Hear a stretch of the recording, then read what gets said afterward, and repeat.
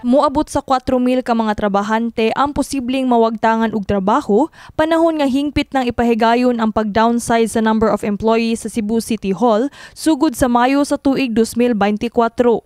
Nagpabiling lig-on sa iyang baruganan si Cebu City Mayor Michael Rama nga pagahimuong 3,000 na lang ang trabahante sa Cebu City Hall, sanglit matud pa niya nga adunay daghan sa iyang gisakupan ang tapulan ug kawatan ug angay nga mga hanas nga empleyado lamang ang ipabilin sa ilang posisyon. I am very serious. 1 year before 2025 May, we should have 3,000. 6 months before, that means 1 year, stabilized na. Employment will be for 1 year, except kung na mga contractual. Matud sa Cebu City Human Resource Development Office, kasamtangang anaa sa sobra 7,000 ka mga empleyado ang gatrabaho karon ubos sa Cebu City Hall. 1,345 ang adunay regular nga position, dulan 3,000 ang job order employees ug dulan 3,000 sab ang casual employees.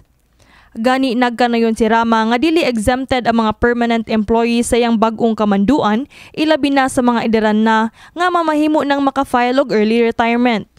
Definitely, because kung na regular employees nga incompetent na, then we make the necessary and let them already apply for early retirement. Hindi na madas ilang lawas. And they are now there sleeping, whatever.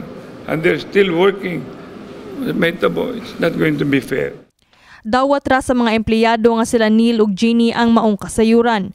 Gani sigon pa nila nga suportado sila niini kun mauman ang kaayuhan sa kagamhanan sa syudad sa Sugbo.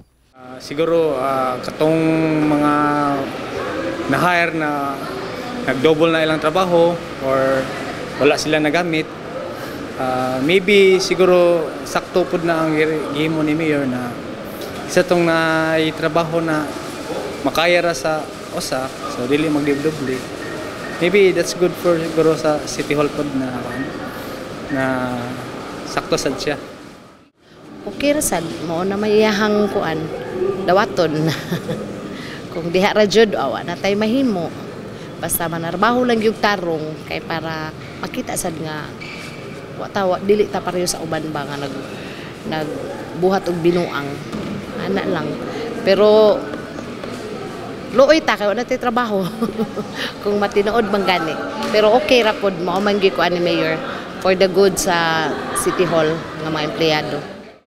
Apan gipahimug-atan ni Rama nga dili niya pasagdan ang mga empleyado nga mataktak sa ilang posisyon. Pinaagi sa Cebu City Department of Manpower Development and Placement kun DMDP, mamahimong matagaan og laing trabaho base sa ilang mga abilidad ang sobra 4,000 ka mga empleyado. Those who may be affected should never be just ignored. But we have to bring them so that living will still be a part when they are already out of City Hall.